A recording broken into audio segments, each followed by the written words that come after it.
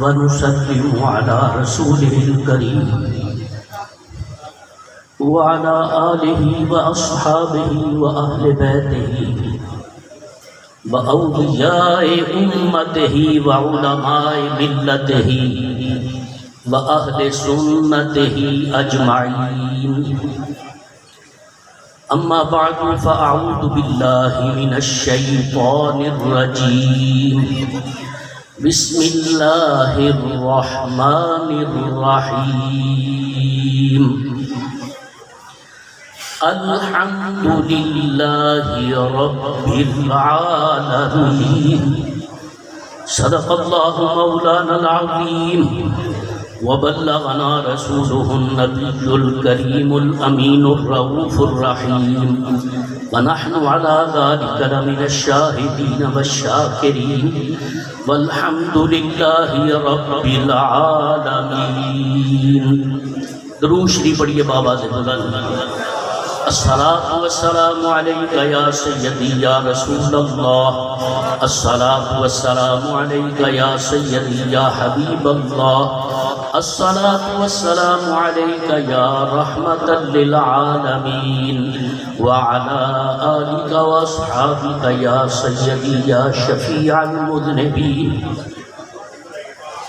زینت محفل جانشین حضرت قبلہ شیخ القرآن حضرت علامہ مولانا صاحبزادہ محمد فضل الرحمن صاحب قادری اکاڑوی دامہ مجدکم و شرفکم، اور سٹیج پر بیٹھے ہوئے سارے رہنمایان ملک و ملت حضرات علماء کرام و معزز و محترم شرکائے محفل پاک، میں یہاں بیٹھ کر آپ کو کیا بات سناؤں کہ اس سیٹ پر بیٹھ کر الحمدللہ ہر سال عرس پاکی محفل میں الحمدللہ میرے ابا حضور رحمت اللہ علیہ آپ کو حضرت قبلہ شیخ القرآن کے فیوض و برکات سے مستفید فرماتے تھے.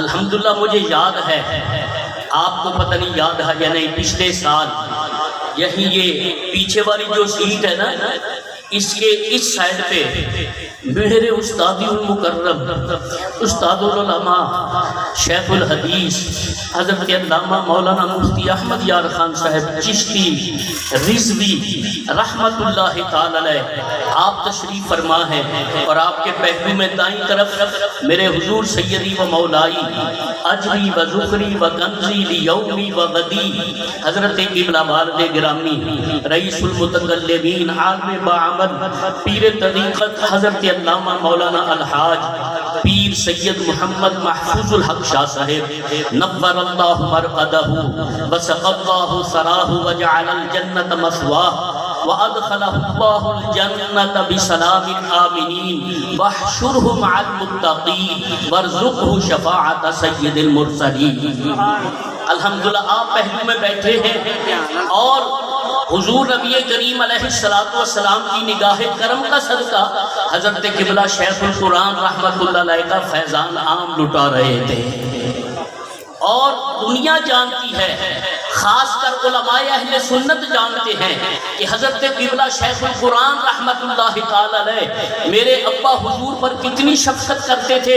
صرف انہی پر شفقت نہیں کرتے، قسم بخدا حضرت قبلہ شیخ القرآن رحمت اللہ علیہ ہمارے سارے خاندان پہ شفقت فرماتے تھے، اور یوں شفقت کرتے تھے کہ جیسے الحمدللہ باپ اپنے بچوں اور بیٹوں سے شفقت کرتا ہے. اور ابا جی قبلہ الحمدللہ کو بہت احترام کرتے تھے، اس لیے بھی کرتے تھے کہ حضرت میرے والد گرامی کے بھی استاد ہیں اور الحمدللہ میرے بھی استاد ہیں. ابا جی قبلہ نے الحمدللہ 1959 سے لے کر 2021 تک 63 سال میرے آقا مولا حضور علیہ السلام کی ظاہری زندگی میں 63 سال ہے. گویا میرے آقا نے فرمایا او میرے غلام، او میرے بچے، میرے عشق و محبت کا درس دے رہا ہے. میری امت بھی تیری 63 سال ہے اور تیری مسجد کی خدمت بھی 63 سال ہے.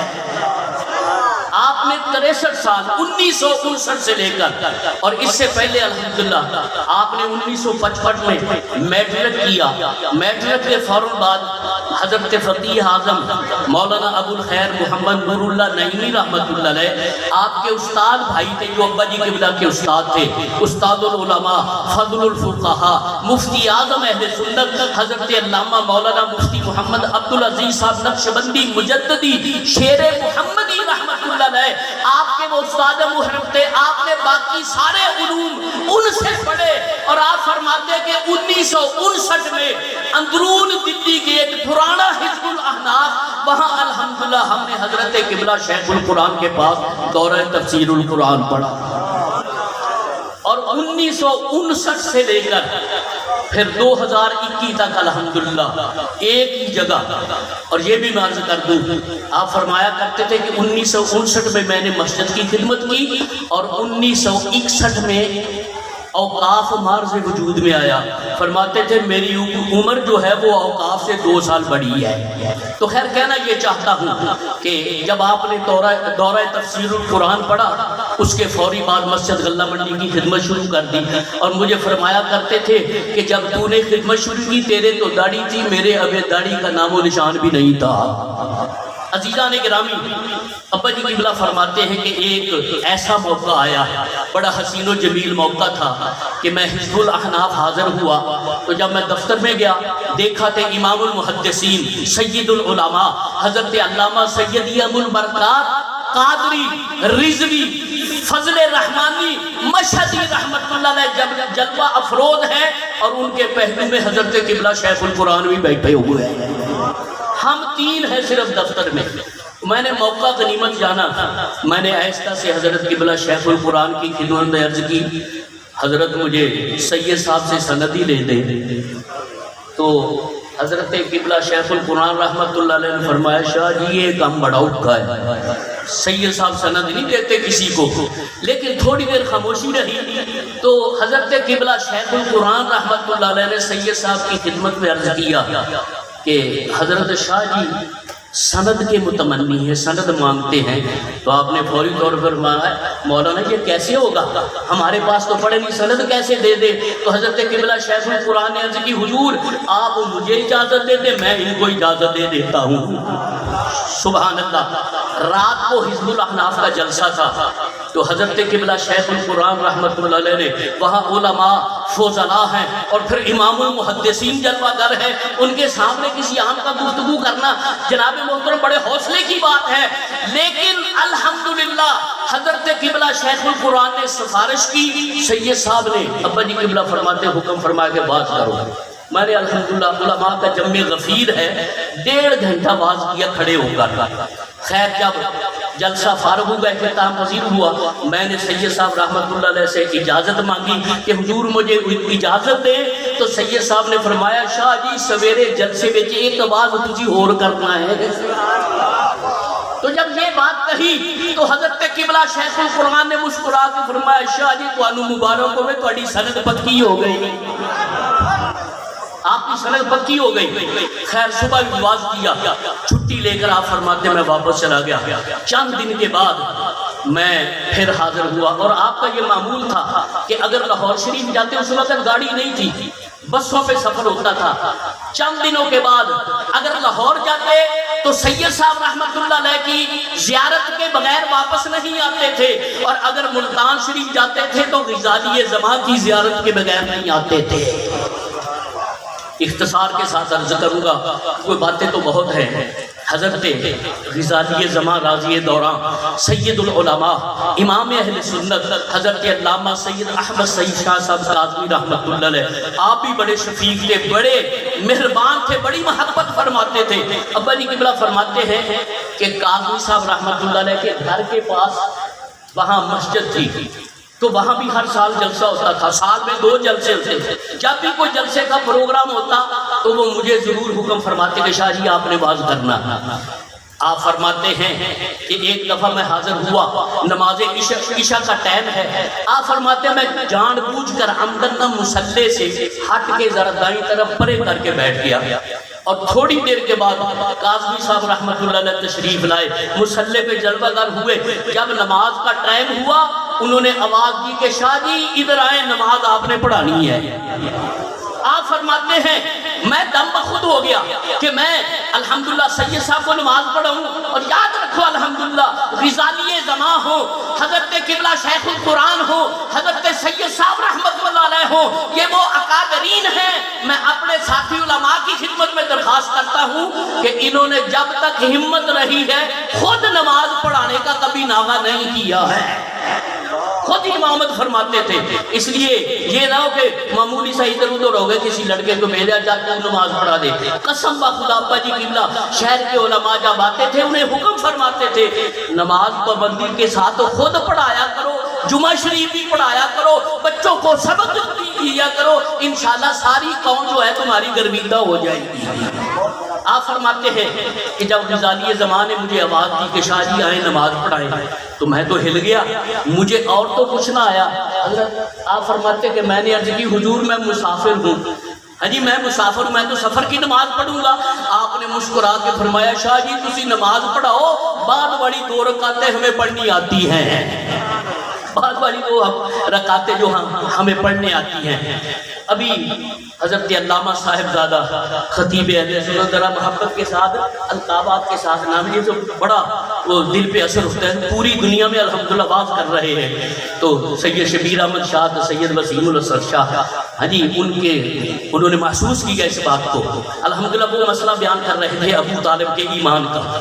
تو ابا جی قبلہ فرماتے ہیں کہ میں ایک دفعہ ملتان شریف حاضر ہوا تو حضور غزالی زمان رحمۃ اللہ علیہ طلباء کو سبق پڑھا رہے ہیں، اور یہی مسئلہ زیر بحث ہے ابو طالب کے ایمان کا۔ تو آپ نے جو قول فیصل فرمایا وہ یہ تھا کہ ابو طالب کے ایمان کا قول نہ کرو، کیونکہ انہوں نے کلمہ نہیں پڑھا، اور کفر کا قول بھی نہ کرو، انہوں نے سرکار کی خدمت بڑی کی ہے، تو حضرت پھر کیا کرے؟ فرمایا زبان بند رکھو، نہ ان کے کفر کا قول کرو نہ ان کے ایمان کا قول کرو۔ اب یہ چھچوندرے آج کل کے ان کو کیا پتہ ہے مسئلہ کیا ہے اور حقیقت کیا ہے، جو علماء ربانی جانتے ہیں۔ ابا جی قبلہ فرماتے ہیں تھوڑا عرصہ گزرا میں لاہور حاضر ہوا، اور میں حضرت سید العلماء امام المحدثین سید صاحب رحمۃ اللہ علیہ کی خدمت میں حاضر ہوا، بڑی شفقت فرمائی، بڑی محبت فرمائی، اور بغیر کسی تردد کے آپ نے اپنے ڈیسک سے سند نکالی اور دستخط فرما کے میرے حوالے کر دی۔ اور میرے ساتھی جہاں بیٹھے ہیں حضرت علامہ مولانا حافظ فیض رسول صاحب بھی، مولانا غلام دستگیر اکبری صاحب بھی، حضرت صاحب قبلہ رحمۃ اللہ علیہ کے یہاں ڈیسک میں یہاں بھی ایک سند بڑے عرصے تک پڑی رہی۔ میں سیدھی بات کہوں اس سند پہ میری نظر تھی، اس پر سید صاحب رحمۃ اللہ علیہ کے دستخط تھے، لیکن میں تو اس قابل ہی نہیں تھا۔ اور جب آخری جلسہ ہوا دارالعلوم جامعہ حنفیہ اشرف المدارس کا، آخری سے مراد ہے اس سے تھوڑے عرصے بعد حضرت صاحب قبلہ کا وصال ہو گیا، اور وہ جلسہ مسجد میں تھا۔ آپ نے اس جلسہ کے موقع پر وہ جو دوسری سند تھی سید صاحب کے دستخط والی، وہ بھی ابا جی قبلہ کو عطا فرما دی، اور آپ نے اس موقع پر جتنی خلافتوں کی اجازت تھی وہ سب الحمدللہ ابا جی قبلہ کو عطا فرمائی، اور انہیں دستار بھی عطا فرمائی۔ اور اس جلسے میں آپ نے ایک جملہ ارشاد فرمایا، وہ میں سنا کے اپنے خیالات پریشان کو ہاں جی اس امید پر ختم کرنا چاہتا ہوں کہ یہ بہت بڑا بوجھ ہے میرے لیے، بہت بڑا وزن ہے۔ عزیزان گرامی میں تو کہا کرتا ہوں ایک تو سٹیج بنانی بڑی مشکل ہے، اور ایک بڑی بنائی کو سنبھالنا اس سے بھی مشکل ہے۔ اور یہ ابا جی قبلہ رحمت اللہ علیہ خود فرمایا کرتے تھے کہ جہاں پی ایچ ڈی نے کام کیا ہو وہاں میٹرک پڑھا کیا کر سکتا ہے، جہاں انہوں نے کام کیا ہے وہاں مجھ جیسا بے علم کیا کر سکتا ہے۔ بہرحال آپ کی دعاؤں کی ضرورت ہے، کیونکہ حضرت سلطان المحدثین ملا علی قاری رحمت اللہ علیہ فرماتے ہیں کہ جس محفل میں 40 یا 100 مسلمان ہوں ان میں ایک ایسا اللہ کا بندہ ہوتا ہے جس کے آمین کہنے سے سب کا بیڑا پار ہو جاتا ہے۔ تو اس جلسے میں آخر میں حضرت قبلہ شیخ القرآن رحمت اللہ تعالی علیہ نے فرمایا اس کے ساتھ میں لاحقہ لگاتا ہوں کہ اعلیٰ حضرت امام اہل سنت فاضل بریلوی رضی اللہ تعالیٰ عنہ آپ کے پیر و مرشد حضرت آل رسول ماں رہروی رحمت اللہ علیہ آپ نے فرمایا کہ جب قیامت کے دن رب کریم جل شانہ مجھ سے پوچھے گا کہ اے آل رسول میرے لیے کیا لایا ہے، میں عرض کروں گا مولا احمد رضا بریلوی لایا ہوں۔ تو اس جلسے میں بھی الحمدللہ میرے حضرت قبلہ شیخ القرآن رحمت اللہ علیہ نے ارشاد فرمایا، خطاب کے بعد فرمایا، بے ساختہ اٹھ کے فرمایا، جب قیامت کے دن رب کریم مجھے پوچھے گا کہ غلام علی میرے لیے کیا لائے ہو، تو میں عرض کروں گا مولا سید محمد محفوظ الحق لایا ہو۔